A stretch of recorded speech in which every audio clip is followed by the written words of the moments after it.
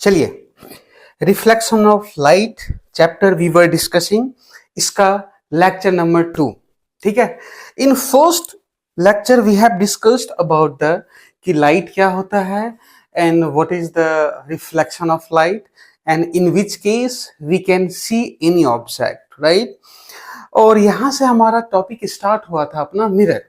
तो मिरर में हमने कनकेव मिरर और कन्वेक्स मिरर के बारे में ऑलरेडी वी हैव डिस्कस्ड, ठीक है। And the parts of the mirror, जो इसकी प्रॉपर्टीज होती है, वो भी हमने डिस्कस कर लिया था। ठीक है, तो आज हम लोग स्टार्ट करते हैं फर्स्ट में कि relation between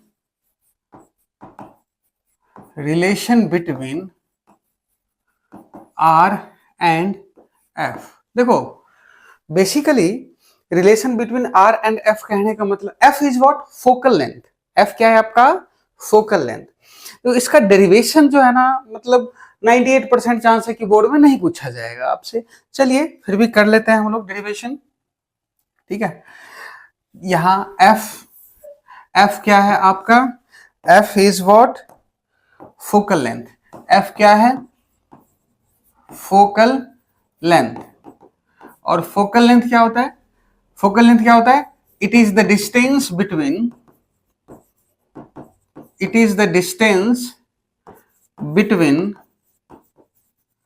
pole and focus. Focal length क्या होता है, फोकल लेंथ जो होता है, फोकल लेंथ डिस्टेंस होता है between pole and focus and it is denoted by F. It is denoted by F. ठीक है, चलिए तो हम लोग डिस्कस करते हैं relation between radius of curvature and focal length of concave mirror. कौन सा, कनकेव मिरर की बात करते हैं।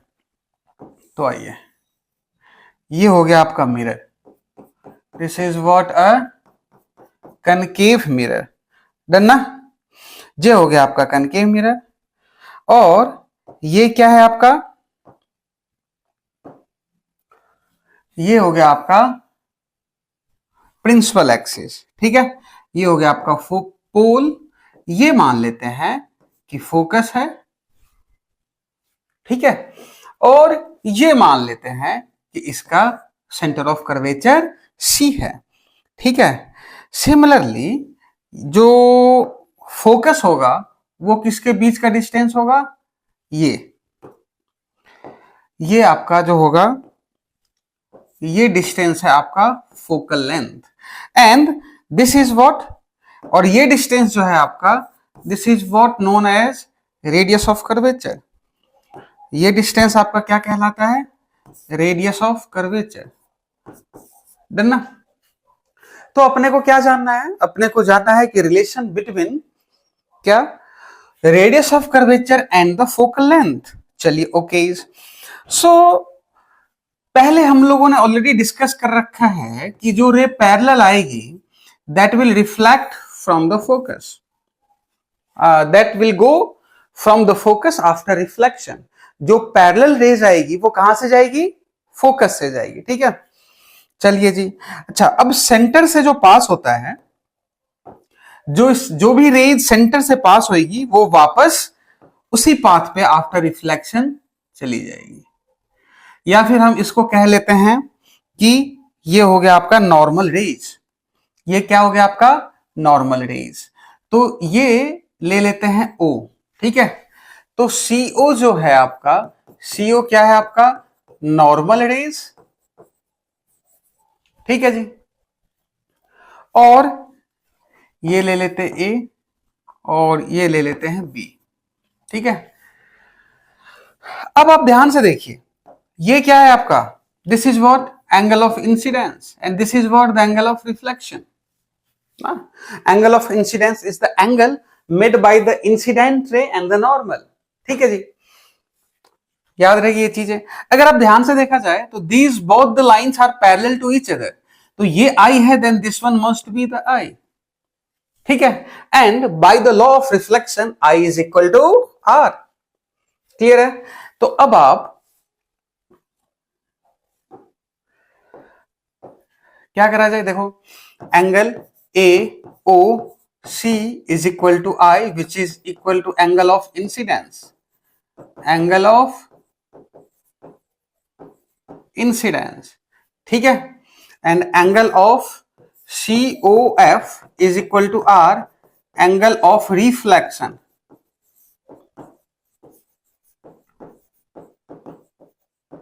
ये एंगल ऑफ रिफ्लेक्शन है, ठीक है जी. Angle of OCF that must be the I. क्यों? पैरेलल लाइन है, उसको ये इंटरसेक्ट कर रही है, तो करस्पॉन्डेंस एंगल जो होगा वो आपका सेम रहेगा, ठीक है. नाउ डू वन थिंग कि draw a normal from point O to the principal axis,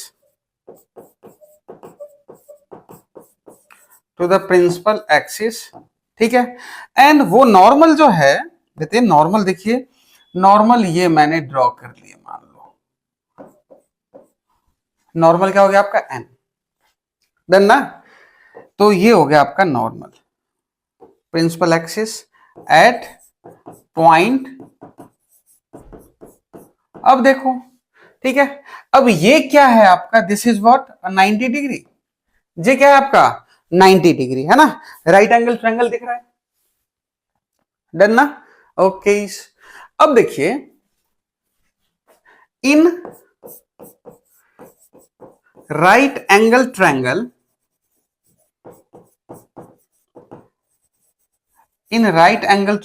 कौन सा, ONC, ठीक है. क्या हो जाएगा, tan I is equal to perpendicular by base CN, ठीक है. अच्छा, CN डन ना. अब देखा जाए तो रेज जो होता है ना, वो काफी रेज पैरेलल होती है और very close to the principal axis होती है, ठीक है. ये इक्वेशन 1 हो गया. तो आप CN जो होगा वो almost N point is almost at the point P. तो ये क्या आपका, rays are parallel and very close to the principal axis,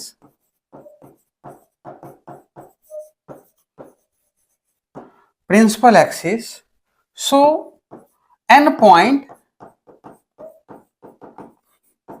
is almost at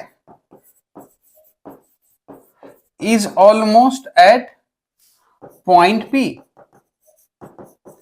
n जो होगा वो ऑलमोस्ट कहां होगा, पॉइंट P पे होगा. तो क्या लिख सकते हैं हम लोग, CN is equivalent to CP, ठीक है. So CN is equivalent to CP, which is equal to radius of curvature.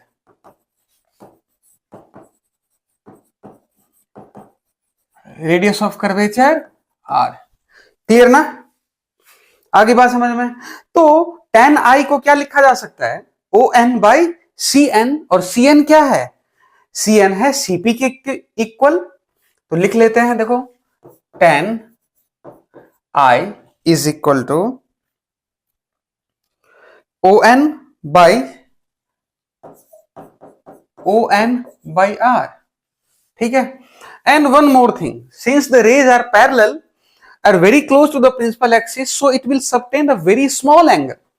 ये क्या होगा, बहुत ही स्मॉल एंगल बनाएगा. And for a small angle tan theta is equivalent to theta. चलिए ये कंसेप्ट है, मैं आपको बता देता हूं. फॉर ए स्मॉल एंगल,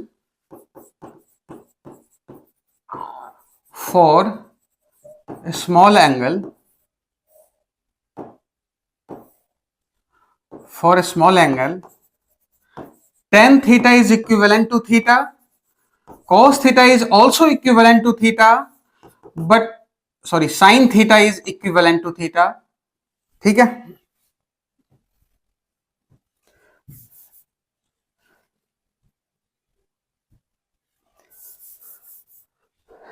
देखिएगा क्या होता है आपका, tan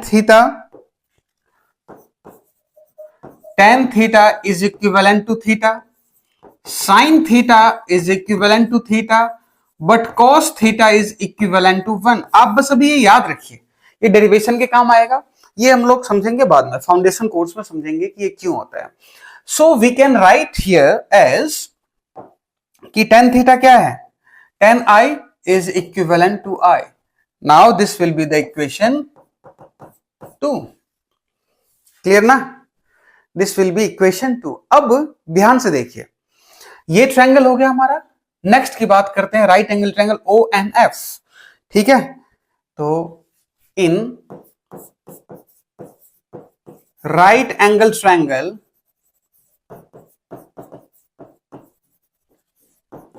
ONF, ठीक है, ONF में देखिए क्या है कि ONF, ठीक है.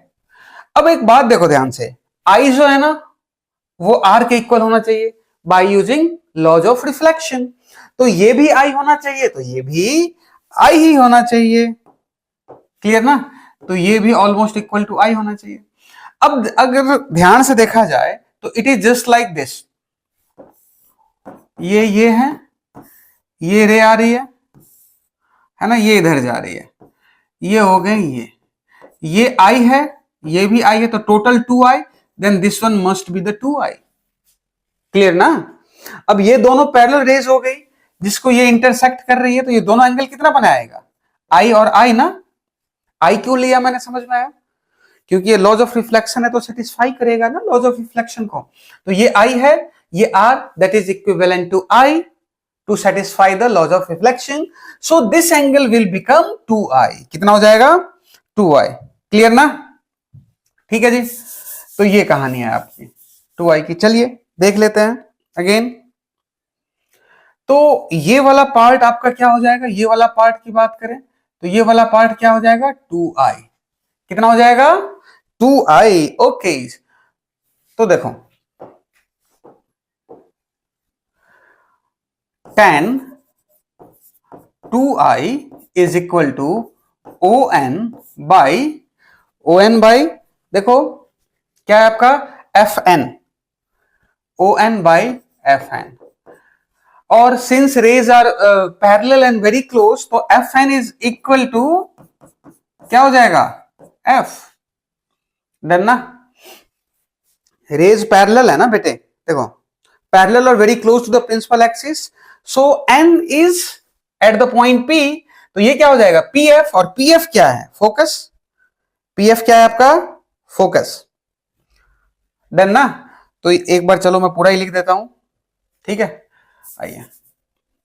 ये आपका PF क्या हो गया, ये हो गया आपका PF और ये हो गया ON by F.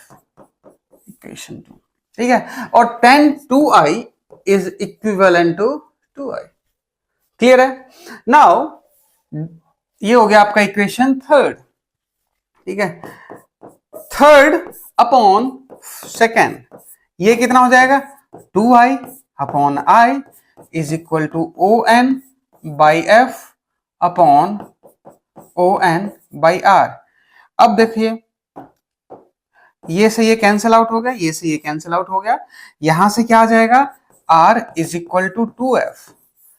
But remember, to proof R is equal to 2F we have considered कि rays are parallel and close to the principal axis. अगर ऐसा नहीं होगा तो ये चीजें बदल जाएगी, जो अपने को CBSE में नहीं जानना. ठीक है, फाउंडेशन कोर्स में बताऊंगा कि ये बात R is equal to 2F जो होता है वो नहीं होता, एक्चुअली में वो कुछ और होता है. क्लियर ना? तो इसका लिमिटेशन है बेटे. लिमिटेशन क्या है, rays must be parallel and very close to the principal axis. Close to the principal axis. Done ना? चलिए याद रखिएगा.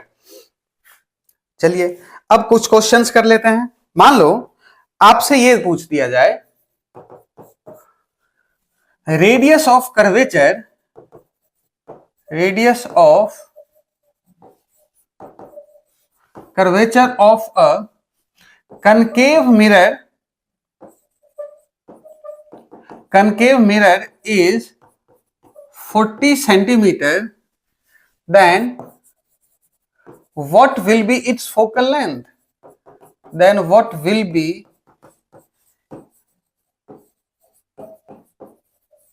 its focal length?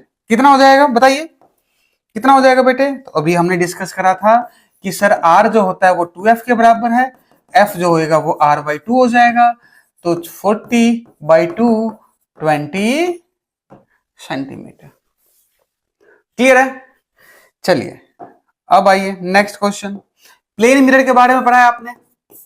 Plane mirror का रेडियस ऑफ कर्वेचर क्या हो जाएगा? इनफाइनाइट। ठीक है, कितना हो जाएगा? इनफाइनाइट, क्योंकि वो ऑलमोस्ट प्लेन तो होता नहीं है, तो फोकल लेंथ कितना हो जाएगा? इनफाइनाइट। ठीक है, fine what will be the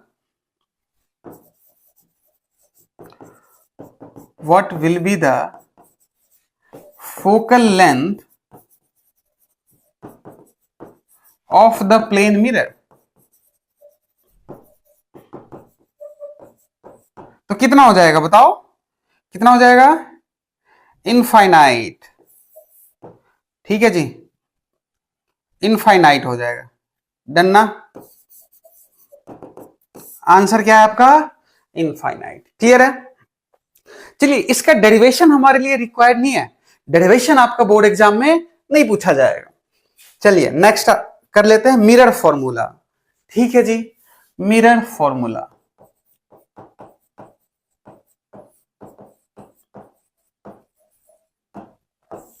mirror formula क्यों रिक्वायर्ड है? ठीक है, तो ये जो हम पढ़ रहे हैं ना, ये पढ़ इसलिए रहे हैं कि ऑब्जेक्ट कहां रखा जाए तो इमेज कहां बनेगा।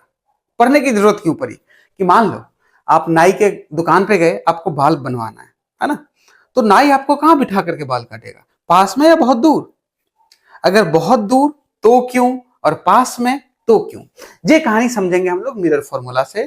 तो इसमें बेटे 3 चीजें आएंगी, एक ऑब्जेक्ट डिस्टेंस, एक इमेज डिस्टेंस और एक फोकल लेंथ। ठीक है, सब समझिएगा। इमेज क्या होता है वो भी हम लोग डिस्कस करेंगे। अभी बस आप ये याद रखिएगा कि object distance, image distance and the focal length. ठीक है, तो यहां पे कंसीडरेशन पहले ही कर देता हूं मैं। कंसीडरेशन यू जो होगा that will be object distance, V जो होगा that will be image distance, F जो होगा that will be focal length. Clear है? एफ क्या होगा आपका? Focal length. डन ना? चलिए, तो मिरर फॉर्मूला हम लोग डिस्कस करते हैं। किसके लिए मिरर फॉर्मूला डिस्कस कर रहे हैं? तो मिरर फॉर्मूला चलो कनकेव मिरर के लिए कर लेते हैं, कोई भी एक, कनकेव हो या कन्वेक्स हो। ठीक है,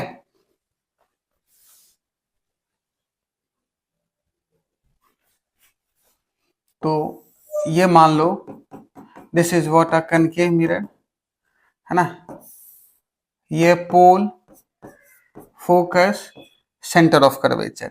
ये इमेज कैसे बनेगा नहीं बनेगा सारी बातें बताऊंगा, बस अभी डेरिवेशन की बात को निपटा लेते हैं। Rays are parallel, passes through the focus, और ये आई, ये वापस जाएगी। ठीक है, तो इमेज कहां बनेगा? इमेज बनेगा यहां पे। This is what A and B, तो ये क्या हो जाएगा आपका? A dash B dash. ठीक है, तो कंसीडरेशन में ए और बी क्या है आपका? ऑब्जेक्ट। ए डैश बी डैश क्या है? इमेज। ठीक है, और ये जो इंसिडेंट रे स्ट्राइक किया ना, ये एल ले लेते हैं और यहां से एक परपेंडिकुलर ड्रॉ करते हैं एल एन। ठीक है, क्लियर बात है? चलिए अब ये पॉइंट्स लिख लेते हैं। Incident ray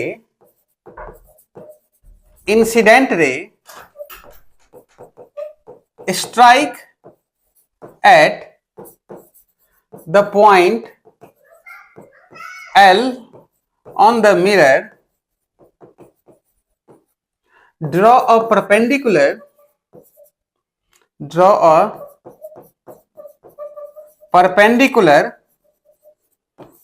from point L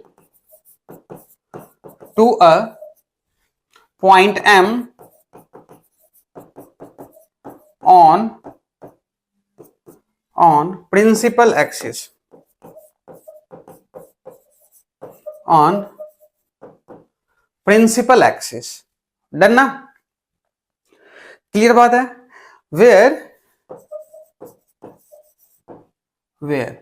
अगर बात करें M is almost at point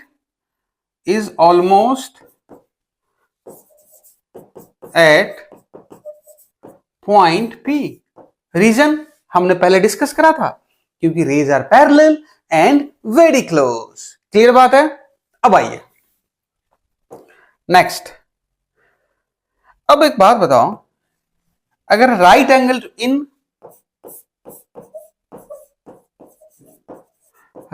angle triangle CAB and CA', ठीक है, अगर देखा जाए तो ये थीटा है, ये भी थीटा है, ठीक है, और ये दो एंगल बराबर है, 90 डिग्री है ना, ठीक है, तो ये थर्ड एंगल अपने आप ही बराबर होगा, ठीक है, देन इट्स साइड का ratio that must be same. Clear है ना? सिमिलर ट्रायंगल है, तो देखिए angle BCA is equivalent to angle A'-CB' and the angle CAB is equal to the angle C, then angle CA'-B' is equal to 90 degree. So third angle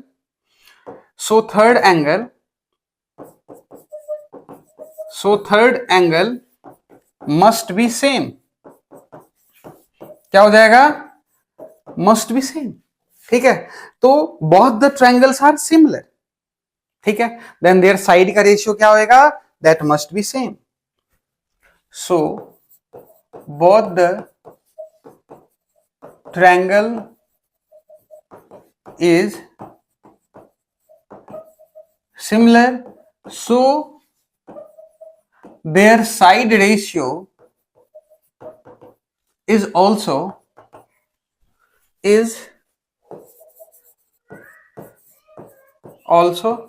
same. अब side का ratio बताओगे क्या है? तो side है AB by A'-B', ठीक है, तो क्या लिख सकते हैं हम लोग? AB by A'-B' that is equal to the AB by A'-B' is equal to AC by A'-C. AC by A'-C. Clear है ना? ठीक है. अच्छा, अब एक बात ध्यान से देखो, AC को क्या लिख सकते हैं? PA minus PC. डन ना? देखो यहीं से AC को क्या लिखा जा सकता है? PA minus of PC. Done ना? PA minus of PC. Similarly PA' को क्या लिखा जा सकता है? नहीं, PA' को लिखने की जरूरत नहीं है. चलिए, डन ना? क्लियर है? Okay, next slide. तो AC को AC अपॉन A'-C आ गया ना, तो A'-C देखा जाए, A'-C को भी लिखा जा सकता है. A'-C को क्या लिखा जा सकता है? A'-C को लिख देते हैं जी, ये लो. A'-C को क्या लिखा जा सकता है? PC minus of PA'. ठीक है जी. अब ये वैल्यू पुट कर देते हैं. नेक्स्ट वैल्यू है हमारा ए सी बाई ए डैश सी। तो ए सी में ए सी को लिख दे P A minus P C, P A minus P C by A dash C की बात करें तो ए डैश सी क्या है, P C minus P A dash, P C minus P A dash. ये हो गया आपका इक्वेशन 1। डन ना। अब देखिए दूसरा triangle B dash A dash F और एल एम एफ। आप इन दोनों ट्रायंगल को ध्यान से देखिए, ठीक है। कौन सा, बी ए डैश एफ और एल एम एफ। ठीक, अगर आप ध्यान से देखोगे तो पता चलेगा कि ये एंगल तो सेम है, ये 90 डिग्री है, तो थर्ड भी सेम होगा। ठीक है, तो ये कौन सा हो गया आपका, बी ए डैश एफ और एल एम एफ। आइए, in right angle triangle B dash A dash F and L M F. ठीक है, इसमें क्या, इसमें भी सेम वही बातें होंगी। देखिए क्या है आपका, A dash F B dash same है ना सामने का, तो A dash F B dash that must be the equal to the L F M. ठीक है, और राइट एंगल की बात करें तो क्या है, C A dash B dash. ठीक है, and C angle C A dash B dash, यही है ना, let's check in, C A dash B dash is equal to the, नहीं, F A dash B dash, sorry, F A dash B dash.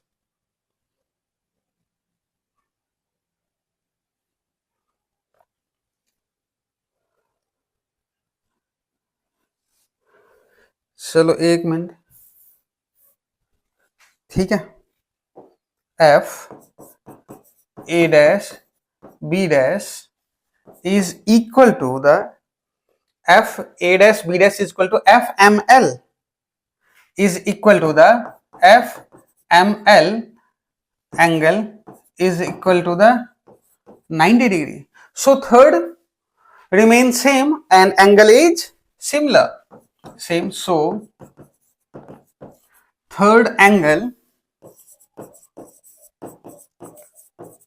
must be same and both the triangle is similar, both the triangle is similar. So their side ratio, so their side ratio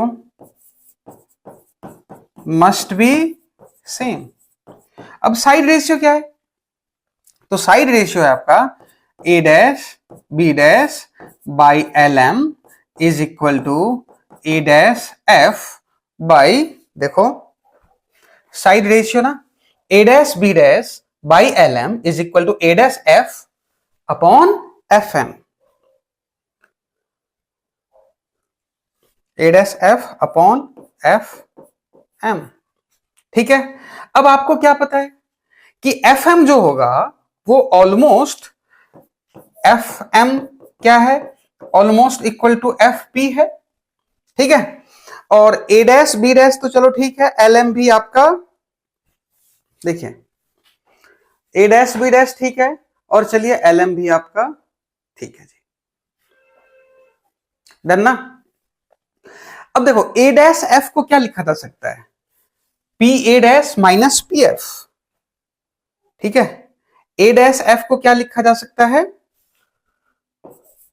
A dash B dash by L M. A dash F को क्या लिखा जा सकता है बताइए, A dash F P A dash minus of P F, P A dash minus of P F upon में F M. अच्छा, अगर आप ध्यान से देखोगे तो एल एम जो है ना, L M is equivalent to A B. देखो ये पैरेलल रेज है, तो ये और ये बराबर होएगा। ठीक है, तो L M is equivalent to A B, तो यहां लिख सकते हैं A dash B dash by A B. Clear ना। चलो जी, अब ऐसा करते हैं, इसको पलट देते हैं, क्योंकि अपना जो रेशियो आया है वो A B upon A dash B dash है। ठीक है, तो अगर पलट दिया जाए तो A B by A dash B dash is equal to F M by P A dash minus of P F. ये आ गया इक्वेशन 2। अब आप दोनों इक्वेशन को ध्यान से देखिए, एलएचएस क्या दोनों का बराबर है, तो आरएचएस को भी बराबर होना पड़ेगा। क्लियर बात ना, एलएचएस जो है ना वो आपका इक्वल है, then RHS must be same. Done, clear है। चलिए थोड़ा सा इसको और,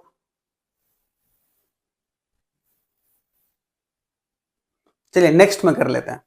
आरएचएस में क्या है आपका, PA minus PC by PC minus PA dash. ठीक है, तो पीए माइनस पीसी बाई में क्या दिया आपका, पीसी माइनस पीए डैश। ठीक है, PC minus PA dash that must be equal to the F M by PA dash minus PF, F M by PA dash minus of PF. ठीक है, अब ध्यान से देखा जाए, अगर आप फर्स्ट स्लाइड देख रहे हैं तो पीए इज व्हाट, पीए क्या है आपका, ऑब्जेक्ट डिस्टेंस है। यही देखिए ध्यान से, पीए, पीए क्या है, ऑब्जेक्ट डिस्टेंस। ठीक है, पीसी क्या है, रेडियस ऑफ कर्वेचर।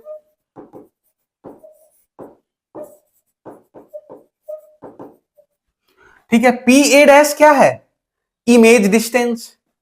डन ना, पीए डैश क्या है आपका, इमेज डिस्टेंस। ठीक है, पीएफ क्या है, फोकल लेंथ। ठीक है, तो अब ये सारी बातें को लिखिए यहां पे। पीए क्या था, फिर से लिख लेते हैं, PA, PA is what, object distance that is U. ठीक है, PC was what, PC radius of curvature, ये हो गया आपका आर। ठीक है, पीए डैश क्या था, image distance which is V. FM, FM which is equal to the FP ना, देखिए एफएम जो होगा almost equal to the FP. ठीक है, तो आप इस बात को यहां पे लिख सकते हैं एफपी। क्लियर है, तो F M is almost equal to the F P, तो ये बात यहां लिख लीजिए एफ पी, और एफ पी क्या है, is equal to the focal length. ठीक है, या पीएफ जो है, पीएफ या F P is the same thing. अब पुट दीज वैल्यू, जैसे ही आप ये वैल्यू पुट करोगे तो पीए हो गया U minus PCR upon PCR minus V is equal to, ठीक है, F P, F by P A dash V minus P F F. ठीक है, अब क्रॉस मल्टीप्लाई कीजिए। ठीक है, क्रॉस मल्टीप्लाई करने का मतलब ये, ठीक है, ये कितना हो गया, U V minus V R. ठीक है, और ये कितना हो गया, minus of U F plus F R is equal to, ये क्या हो गया, F R minus of F V. ठीक है, अब ये क्या होगा, एफ आर से एफ आर कैंसिल आउट हो गया। ठीक है, अब देखो और कोई कट रहेगा, और कोई नहीं कट रहा, कोई बात नहीं है। Divide both side, divide both side by UVF. जैसे यूवीएफ से डिवाइड करोगे, यूवीएफ, यूवीएफ, यूवीएफ, और ये क्या हो गया आपका, यूवीएफ। ठीक है, जैसे ही आपने डिवाइड करा तो यूवी से यूवी कैंसिल आउट हो गया, ये क्या बचा, 1/f वी आर। आर किसके बराबर है, आर किसके बराबर है, 2f के। डन ना। आर किसके बराबर है बेटे, 2f के, तो यहां लिख सकते हैं हम लोग 2f। तो देखो v से v कैंसिल आउट हो गया, f से f कैंसिल आउट हो गया, तो ये कितना बचा, -2/u। चेक करते हैं आगे कहीं कोई गड़बड़ तो नहीं है। uf से uf कैंसिल हो गया, -1/v, और ये क्या बचा, is equal to the -1/u। ठीक है, अब इसको इधर लेकर के जाएं, तो 1/f is equal to 1/v -1/u plus 2/u। तो ये कितना हो जाएगा, 1/v प्लस में 1/u is equal to 1/f। यही है आपका mirror formula. 1/u plus 1/v is equal to 1/f। But इसमें ध्यान देने वाली बात यह है, यहां से लिख लीजिएगा, put r is equal to 2f। ठीक है बेटे, ये डेरिवेशन कई सालों से सीबीएसई ने नहीं पूछा है, तो इस बार भी आपसे नहीं पूछेगा, बिल्कुल निश्चिंत रहिए। हाँ, इसका यूज अपने को जरूर होएगा किसमें, न्यूमेरिकल सॉल्व करने में, तो ये याद रखिएगा। नोट करके एक पॉइंट जरूर लिखिएगा कि u, v एंड f, इसको साइन के साथ हमेशा पुट कीजिए। ठीक है, तो put u, v and f with their sign, with their sign। u, v and f को कैसे पुट कीजिएगा, with their sign। क्लियर बात है ना। तो इस डेरिवेशन के लिए ज्यादा दिमाग खराब करने की जरूरत नहीं है, ये आपसे नहीं पूछा जाएगा, इस बार भी नहीं पूछा जाएगा आपसे ये डेरिवेशन। क्लियर है। अच्छा, डेरिवेशन के और भी तरीके थे जो 12th के बेसिस पे बताया जा सकता है, बट ठीक है, ये आप वो सारी चीजें हैं जो आप जानते हो। ठीक है, थोड़ा सा लगेगा कि थोड़ा सा है, बट आप आराम से सॉल्व कर सकते हैं इसको, एक दो बार प्रैक्टिस करोगे बहुत ही आराम से हो जाएगा। क्लियर है ना। सेम डेरिवेशन करा जा सकता है कन्वेक्स मिरर का भी, बट हम लोग सिर्फ ये कनकेव मिरर का करते हैं। चलिए, लास्ट वाला पार्ट आज हम लोग डिस्कस करते हैं, sign convention with their sign. तो ये जो साइन है ना, साइन क्या होता है, ठीक है, आज का ये last part, sign convention used for the mirror.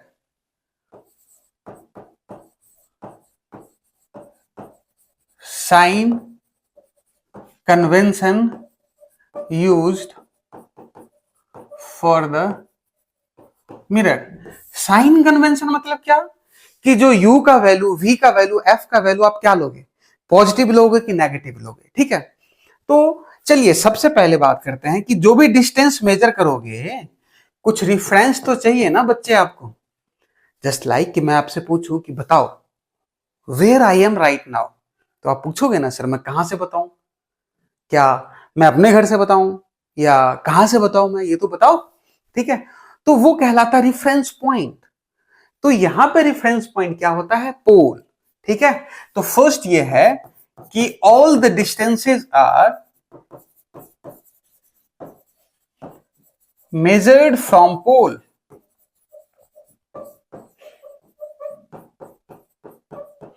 Measured from pole, then ना। Second, distance measured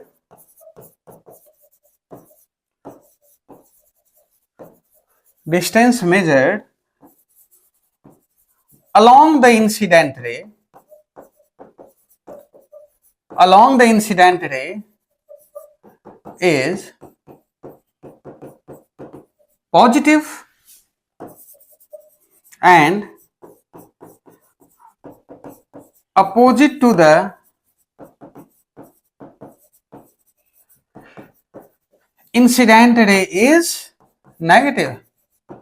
along the incident ray is positive, इसका क्या मतलब हुआ, ले भाई बहुत ही सिंपल है, ये देखो। ठीक है जी, ये हो गए मिरर, ये हो गए पोल, रे आ रही है इधर। ठीक है, तो this one will be positive, this one will be positive and this one will be negative. ठीक है, सपोज करें कि रे है इधर, ये आ रही है, ये रे आई। ठीक है, तो ये हो गए पोल, या पोल जहां भी होगा तो ये वाला पॉजिटिव और ये वाला नेगेटिव। डन ना। अब मान लो कि ऐसे ही है।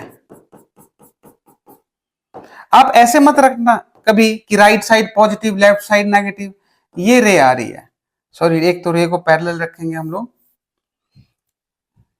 ठीक है। तो ये हो गया आपका, तो ये मान लो ये रे आ रही है तो ये हो जाएगा पॉजिटिव, ये हो जाएगा आपका नेगेटिव, ये हो जाएगा पोल। क्लियर ना? तो distance measured along the incident ray is positive और opposite to the incident ray is negative. आइए third, distance measured above the principal axis,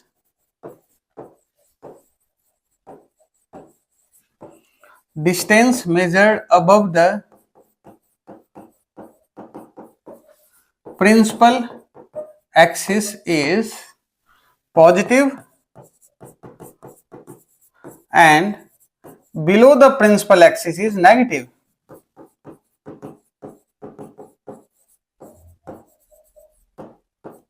is negative, ठीक है।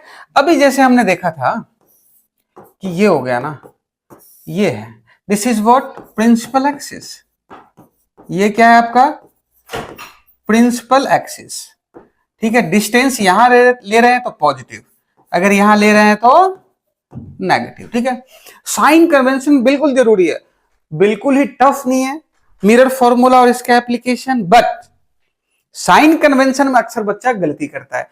Then always remember one thing, along the ray positive, opposite to the ray negative, above the principal axis positive, below to the principal axis is negative।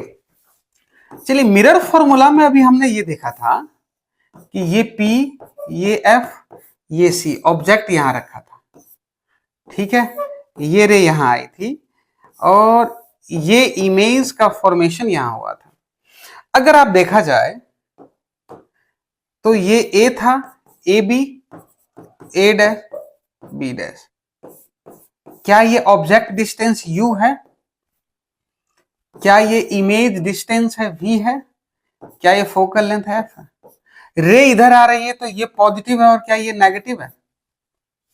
हाँ है ना, simple है, clear ना? तो अब एक बात बताओ, u का वैल्यू क्या होगा?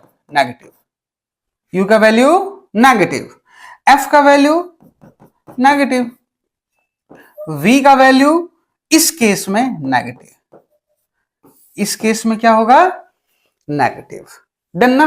चलिए इसका एप्लीकेशन हम लोग सीखेंगे नेक्स्ट वीडियो में, इस वीडियो में इतना ही, ठीक है जी, थैंक यू।